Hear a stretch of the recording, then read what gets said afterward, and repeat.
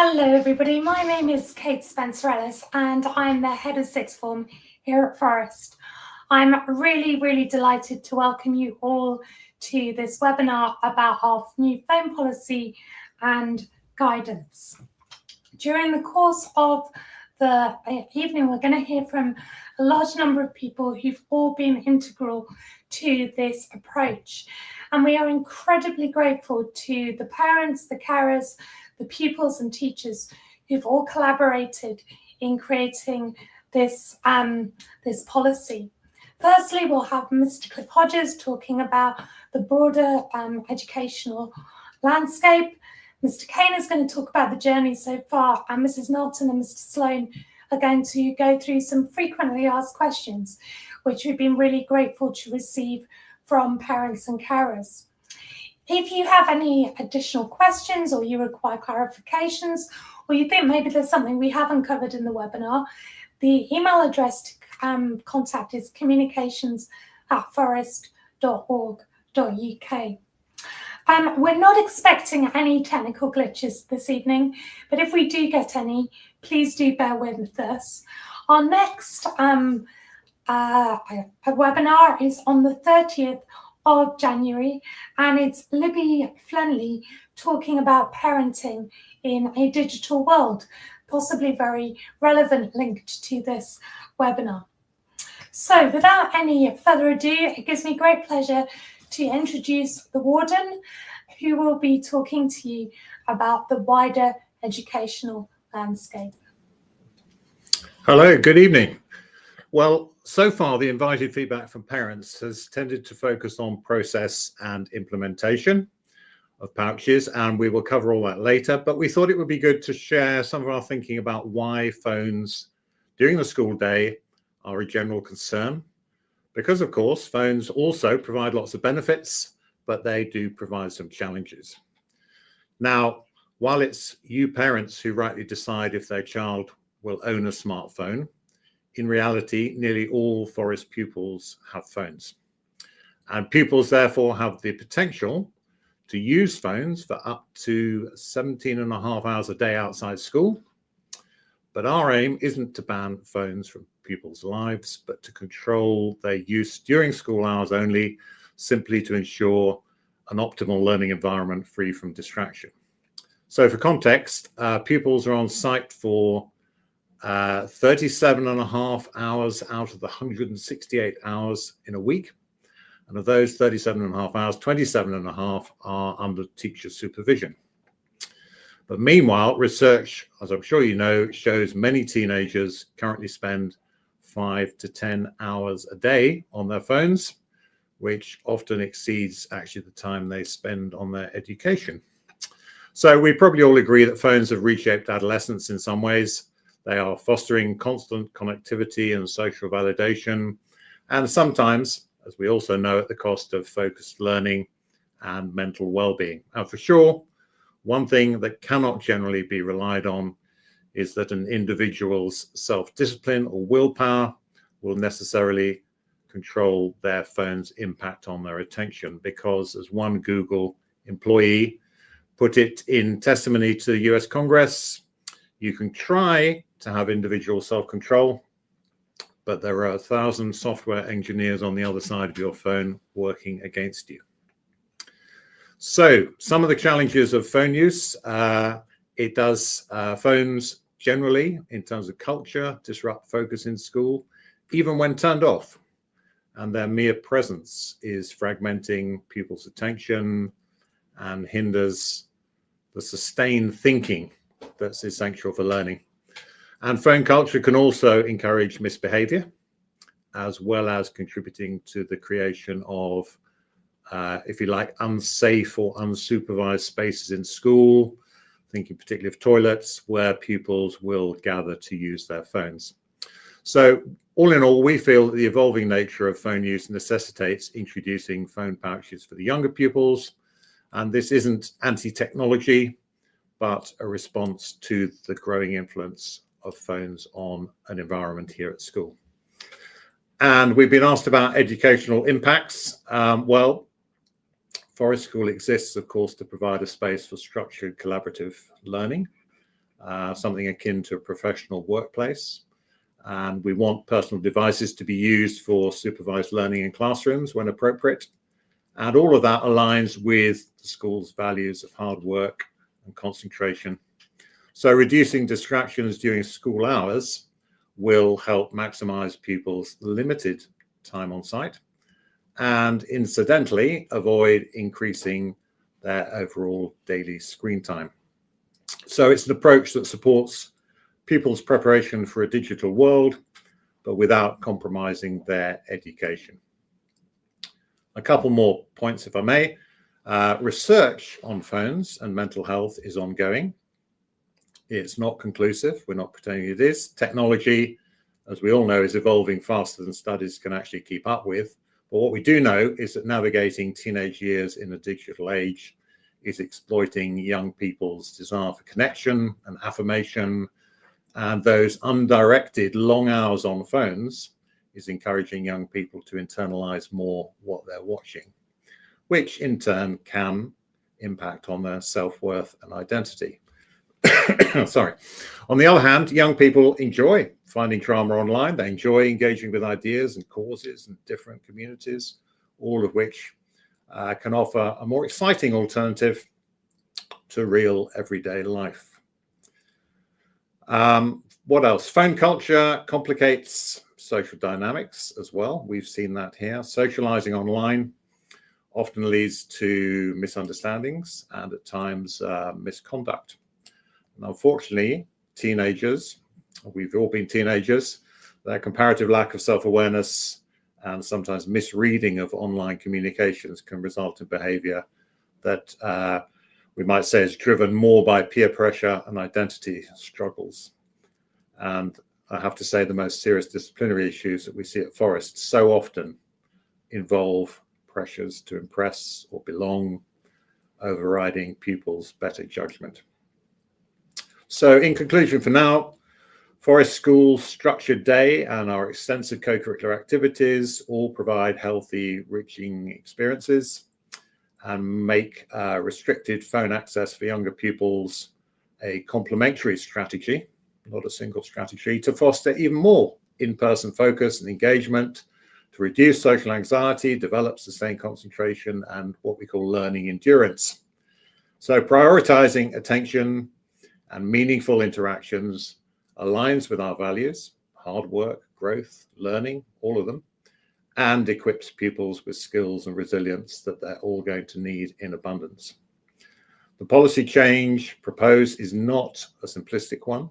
It's a complex, dynamic one, evolving the school and aimed at creating educational gains and helping pupils thrive in an increasingly distracted world, but done without removing young people's access to digital learning and not in any way stunting their preparation for living in a highly digital adult world, which they will. So I think you can see on screen now, we're happy to circulate resources, offering a range of views if you want to pursue these matters further. But for now, Mr. Kane is going to come up and explain more specifically how we've arrived at this point. Thank you so much, Mr. Cliff-Hodges. Good evening, everybody. Thank you so much for joining us on this webinar, and I'm delighted to spend some time with you this evening.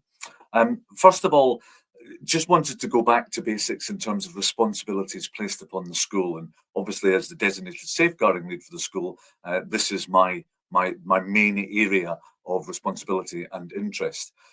First of all, we are guided by statutory legislation.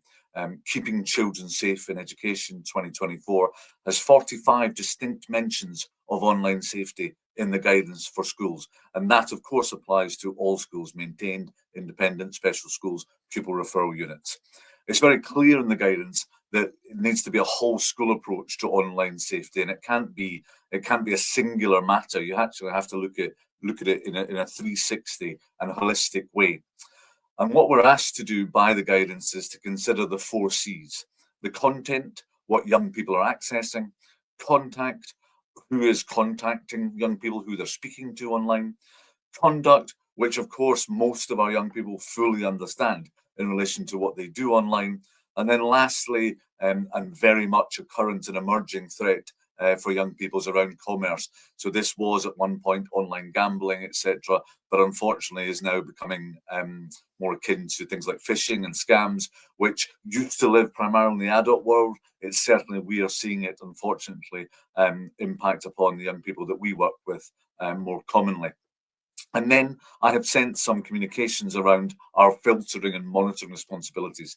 And over the last couple of years, the guidance has been significantly strengthened for schools in terms of filtering what we allow access to on the school site and monitoring how we go about keeping children safe online when they're on the school network.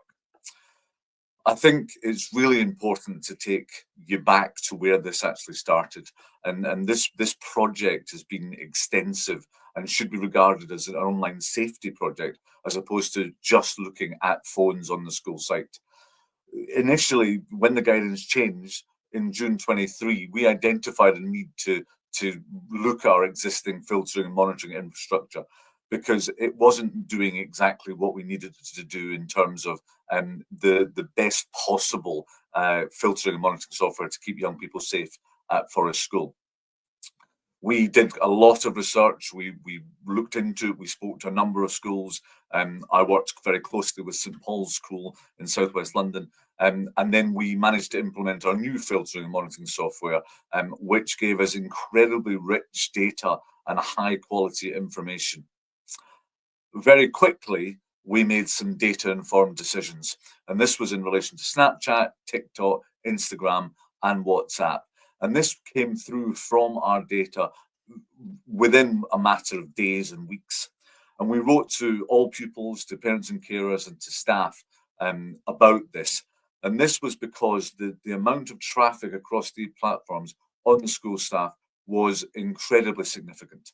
And we felt we needed to respond to ensure that our management of the school Wi-Fi and the school wireless network was incredibly important.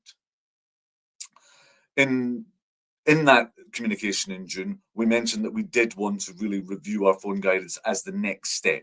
And we created a rationale around trying to understand unlimited data, trying to think about tethering hotspots, trying to think about when pupils are not under direct supervision, and what we wanted to do in order to enforce the policy, which is essentially phones are not to be seen on the school site.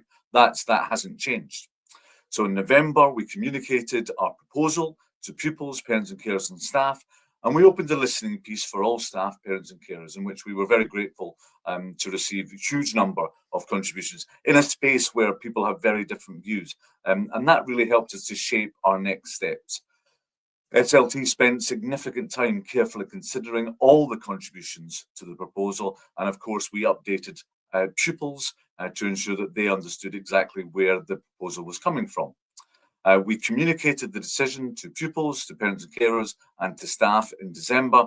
And we immediately sent out a sort of frequently asked questions exercise to pupils and to staff. And it won't surprise you whatsoever to know that the pupils were excellent in terms of identifying things that they wanted to be sure we had thought about and we had considered. We made a slight adaptation in January in terms of the implementation plan. We felt it was going to be very sensible to take just a slightly slower look in terms of implementation to make sure that everything was running very smoothly. And that was a very sensible step and important. And that brings us essentially to today and now our Yonder webinar with the lower school, years 7 and 8, preparing to be onboarded on Monday, the 27th of January. Let's take a look at the statutory and non-statutory guidance. So I've mentioned Keeping Children Safe in Education 2024, which is for all schools. And in February of 24, there was a very important document released by the government at the time, which was mobile phones in schools. And it was guidance to schools on prohibiting the use of mobile phones throughout the school day. And I think we've got to be really clear about the language in that piece of guidance, that it's prohibiting the use of mobile phones throughout the school day.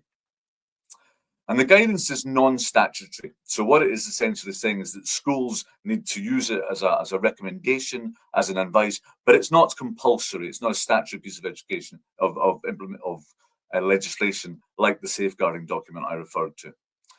The guidance does refer to distraction, disruption, diversion.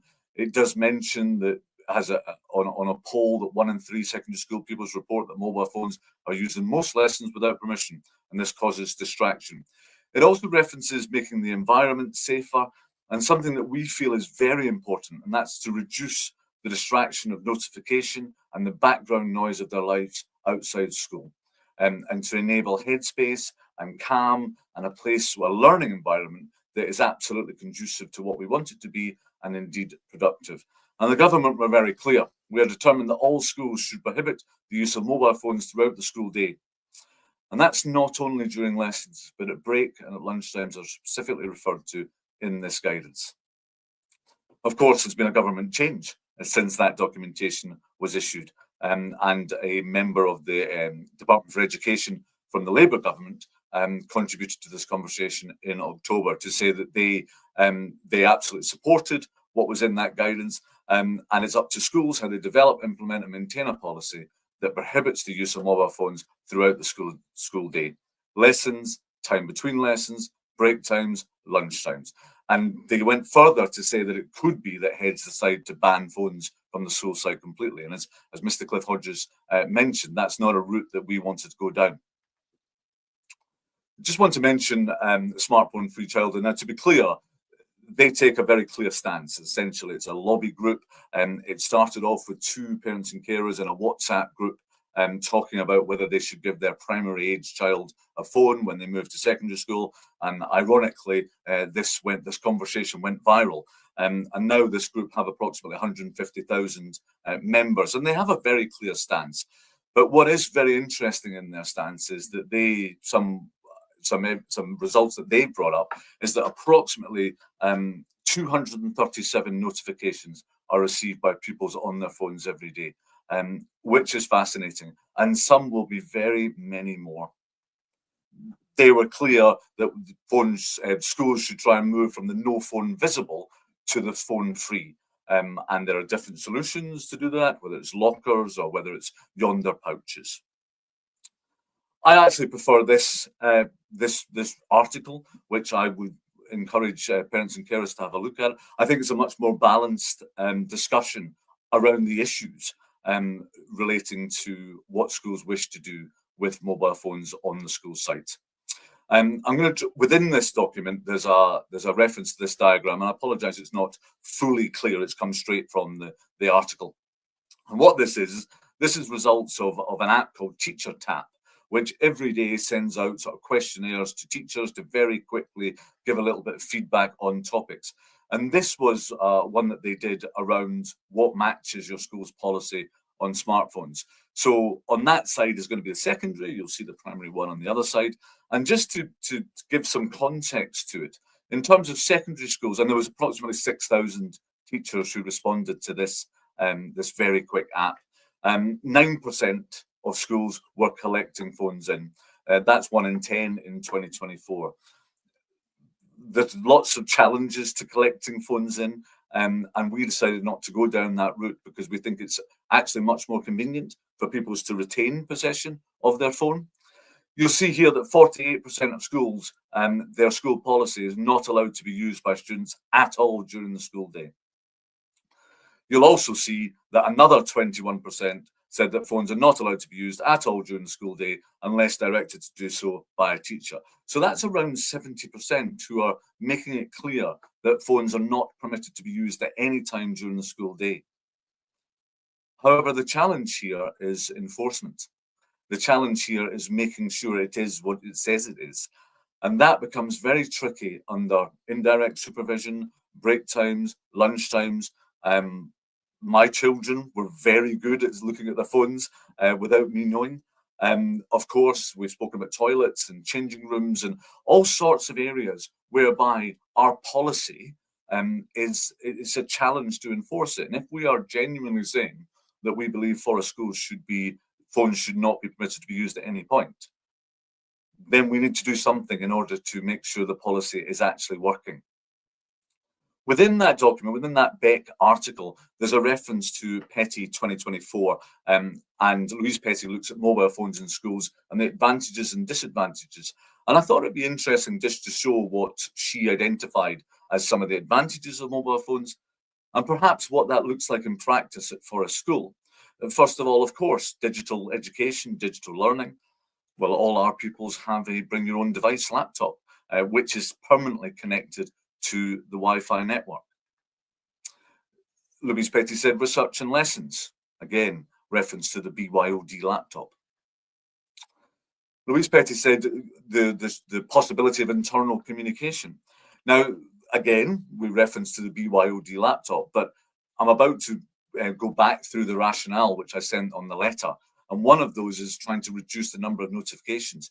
And definitely as a school, we need to look at the number of internal notifications, the amount of traffic that we generate, because we want to reduce the number of notifications. Therefore, that's another piece of work to look at our internal communications and how we use the various platforms, from email to Teams, etc. Of course, Louise Petty identified that there could be medical reasons why somebody could access a mobile phone for monitoring diabetes, for example, or indeed they may have direct caring responsibilities, which may mean that there could be an advantage.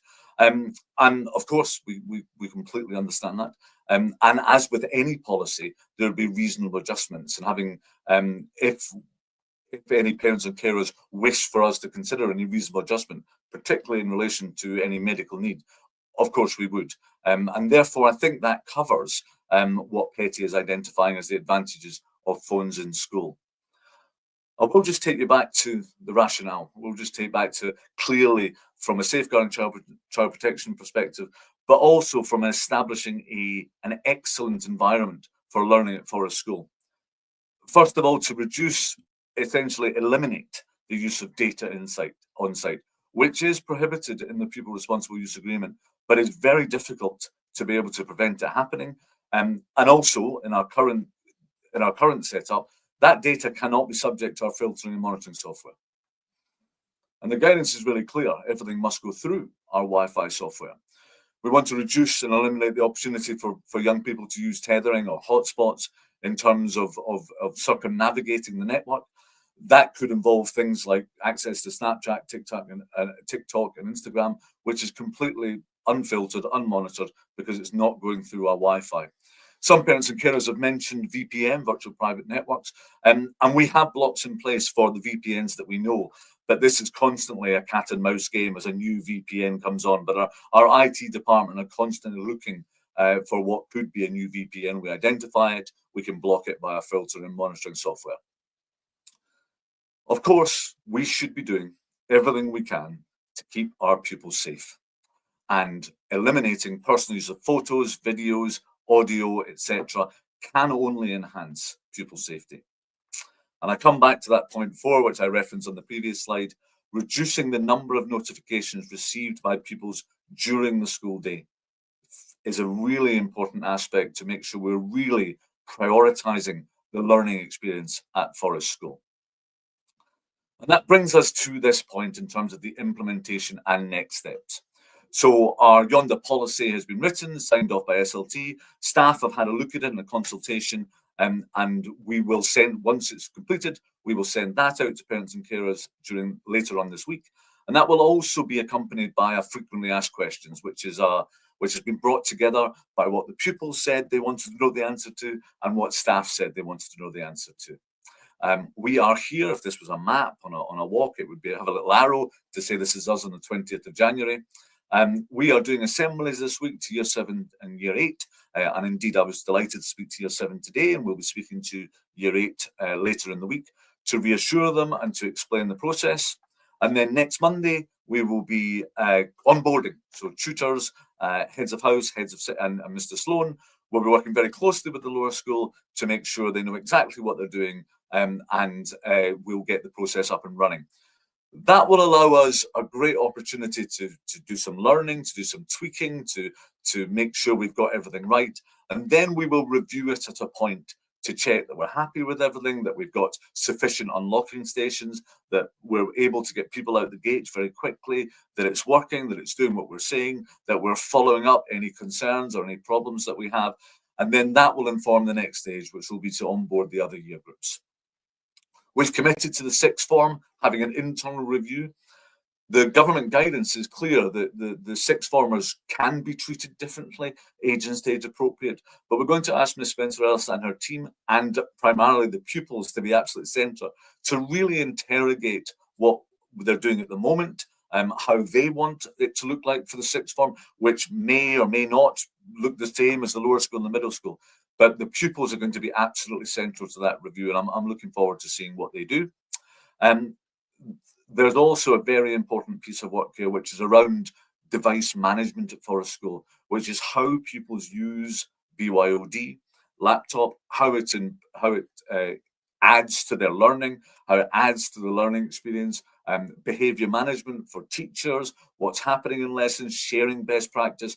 We're absolutely committed to doing that because all of the work we've done so far shows that the next direction of travel would be to really look at that. I do want to mention as well that putting phones into pouches doesn't in any way stop the responsibility of the school to be teaching about online safety and preparing our wonderful young people for the outside world. So I thought it'd be interesting for you just to see a few of the topics that are included in our excellent RSHE programme. And indeed, over the course of this year, we're going to completely rewrite our Year 9 curriculum so that absolutely reflects what we want it to in terms of online safety. I've mentioned the 4 Cs, things like YPSI, which is youth-produced sexual imagery, explicitly taught within the curriculum, clicks and algorithms, mental health online, radicalization, fake news. These are just some of the topics that we teach. And then lastly, I thought you might be interested to see a Yonder pouch. I'm sure lots of you have seen it already, so that's what it looks like. Every pupil will have an individual name, year group and house on it. And very simply, this is a mobile station as opposed to a permanent one. Just click there and then the pouch is open and the pupil can access their phone. Once we've got it moving, we firmly believe it's going to take seconds for them to unlock and get out, similar to like Oyster at train stations, etc. So I'm so grateful for your time. Thank you so much for listening, and thank you so much for your contributions. I'm absolutely delighted now to pass to Mr. Milton and to Mr. Sloan, who are going to take you right under the bonnet and tell you the nuts and bolts of how it's going to work. Thank you very much, Mr. Kane. Yeah, we are going to talk you through, hopefully, some of the frequently asked questions that you might already have and bring those to life a little bit and bring the policy to life a little bit. So first up then, how does the system work in a practical sense? Well, all of our pupils will be issued with their own Yonder pouch. It will have their name on it already, so they don't need to write on it, do anything to it. In fact, we don't really want them graffitiing it in any way. It should just be personal to them with their name. And of course, we don't want it to be damaged, so they really just need to leave it alone as best as possible. They'll bring their pouch into school every morning, and they need to keep it unlocked. And this is the critical bit. So when they enter their tutor room at 8:30, ready for an 8:35 registration, their pouch should actually be open and unlocked so that the tutors can go through the routine, particularly initially, of ensuring that their phones are turned off and then placed and locked within the pouch. So they can do this when they come into school because the locking stations will be open until 8:35 to give pupils that opportunity to unlock, and then they will remain locked until 3:50. The reason that we want them to bring it in unlocked to the tutor room is just to make sure that obviously practically phones are put away and stowed and locked safely. And also at the end of the day, when pupils unlock their pouches, we would then advise them, once they've removed their phone from the pouch, to lock that pouch back up to ensure that it doesn't get any damage, to ensure they don't accidentally relock it and therefore can't access it for the rest of the evening. So this just takes the sting out of that situation. So when they come into school in the morning, it will be locked, and then they unlock it, ready for tutor time to lock it again with their phone away. As I mentioned, this process will be done in registration in tutor rooms, and their tutors will be asking and certainly initially checking that all phones are switched off before they're placed in the unlocked pouch and then locked and put away. The pupil then keeps the pouch and therefore their phone on them for the rest of the day, and it's their responsibility, but their phone of course can't be accessed. I've already tried this. They can fit the pouch within their blazer pocket, so they can keep their phone and pouch within the blazer pocket as they normally did. Some may wish to put in their kit bags or rucksacks if they're going to use their locker, if they're in year 7, for example, or their kit bags when they get changed, to of course put in the secure area to make sure that it's safely stowed. And of course I will use this opportunity to remind parents about the importance of using the secure area. That's what it's there for, to keep all property safe when pupils are getting changed. At the end of the day, pupils obviously on their way out of school then go to one of our 11 unlocking stations to open their pouches and therefore release their phone. As I mentioned, we'd expect them to lock that pouch straight away after, once they've removed their phone on it, just to make sure that no damage is done whilst they leave the school site to go on the tube, the school bus, whatever it might be. And therefore they can unlock it when they come into school the next morning and therefore start the whole process again. So practically, that is how it will work. When will it apply?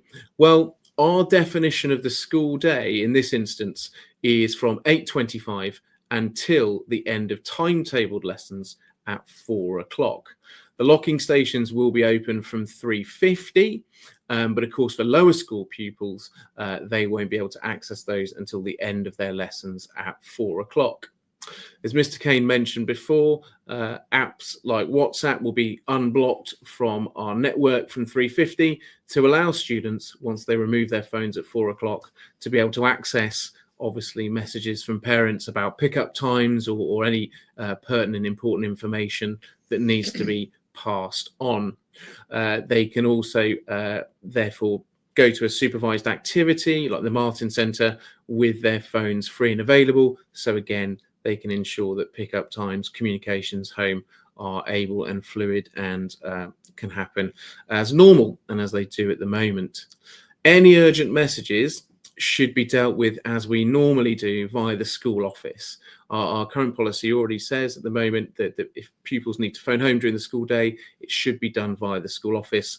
And this is exactly as that measure would continue. So if students do need to be contacted during the school day for whatever reason, we would ask parents to go through the school office and they'll be able to contact pupils, bring them into the office and relay any pertinent messages that might be needing to be passed on. Mrs. Milton. Thank you, Mrs. Sloan. Good evening, everyone, and Happy New Year to you all.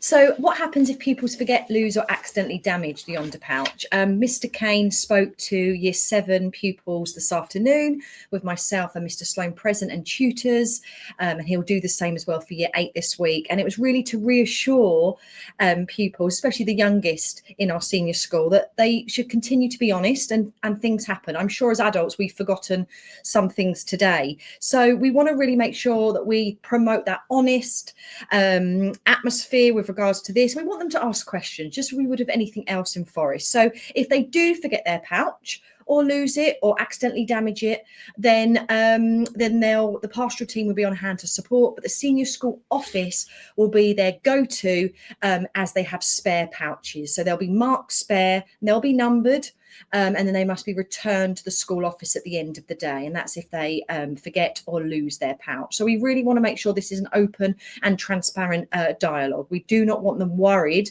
that they can't say to us that they've maybe lost their pouch or forgot it. Okay, that's nothing to be worried about. Of course, if there's accidental damage, that might happen as well, then that will be issued free of charge. But if, for example, there's a repeated pattern of maybe losing a pouch or, such thing as a vandalism, then obviously we won't be able to replace that and a charge will apply. So we just need, of course, we're going to take in and be measured, but we really don't want pupils worried about that. We want them speaking to us. We know Forest pupils speak to us about a range of things, and this is just something else that we want them to speak to us about. I'm now going to hand over to Mr. Sloan, who's going to look at the unlocking process. That's right. And as Mr. Kane mentioned, this should be as simple as tapping your Oyster card at the tube. It really is a sort of seamless second-long process to unlock those pouches. So to ease this process, there are 11 different unlocking stations dotted around the site. 3 main ones that are in what we think are the key areas to ensure that there isn't a build-up of traffic, if you like, of pupils who are unlocking, and also to ensure that this isn't clustered around the white gates at the end of the school day. So these have been deliberately put in areas where we know pupils will be leaving lessons at 4 o'clock and therefore have easy access to unlock before they head to the white gates.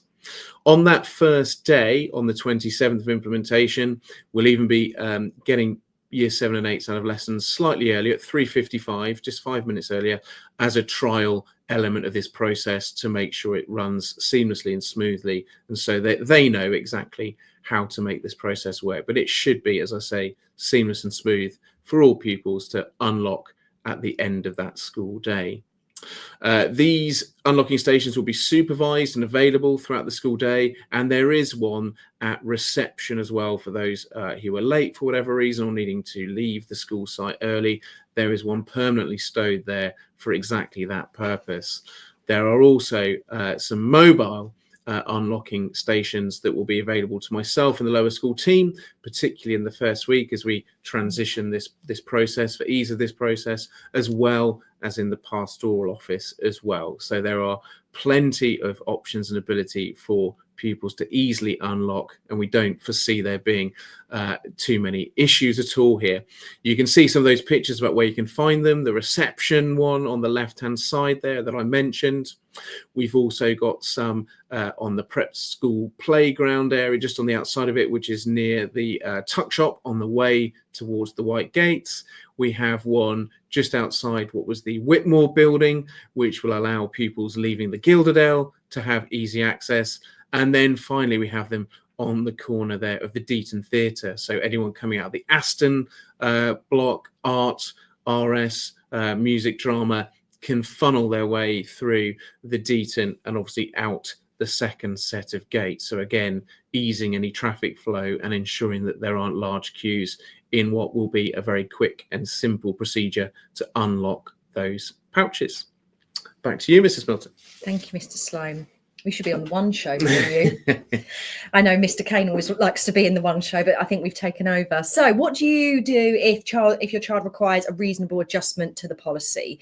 Now, we do have pouches that are sealed with Velcro as opposed to the magnet system. And of course, they would be issued to any pupils who may need to access their phones for medical monitoring. These aren't just one-off. This may be a long-term agreement with the head of section, so Mr. Sloan, for example, and that could be, for example, to monitor diabetes. So just as any other policy in Forest, if we need to make reasonable adjustments and adaptations, we will do, and that will be on a case-by-case basis, and that will be in discussion with the parent and carer, and as I said, the pupils' core team, including the head of section, in this case, Mr. Sloan as head of lower school. So please do reach out and keep that open and transparent communication with us. Again, we don't want to put any barriers up to anything to do with anything medical. We want to allow flexibility, as we do with all our approaches as well, and we just want to make sure that, again, this is a really approach that comes together and a conversation that happens as a group of individuals with the pupil at the centre of our decision making. Thank you so much, Mr. Kane. So what happens if a pupil does deliberately contravene our policy and processes? We will activate the behaviour policy if required. We hope we won't have to. And we spoke to pupils, and Mr. Kane did it so fantastically today in our cohort messaging with Year 7. We have high expectations at Forest, but we also support pupils. And sometimes that means we have to hold them accountable, even though we know they're fantastic Foresters. But what happens if that decision making does slightly go a little bit and they lost their moral compass and they do get it wrong, which they will do, young people. So we want to ensure that we deliver effective implementation. You've heard from a lot of people this evening that have explained that, but we will need to ensure that it matches our expectations. So if they do contravene this policy, we will be issuing higher order sanctions depending on the situation. That be in line with our behaviour policy, so such as vandalism, which does sit in our higher order sanction territory. For example, a leadership team detention. This is deliberate, and we know our pupils are fantastic Foresters. So again, this is more deliberate. This is trying to contravene what we're doing and what we stand for on our high expectations. But we know, me and Mr. Sloan and Mr. Kane, that's not going to happen, especially as we roll out to the lower school.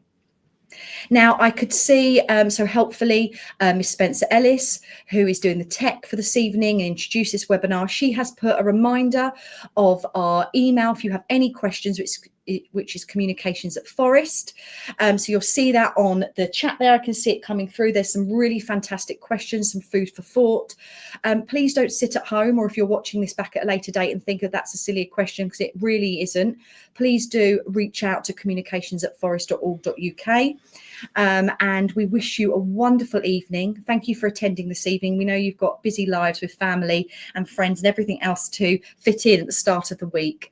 And we wish you a wonderful evening. Thank you so much.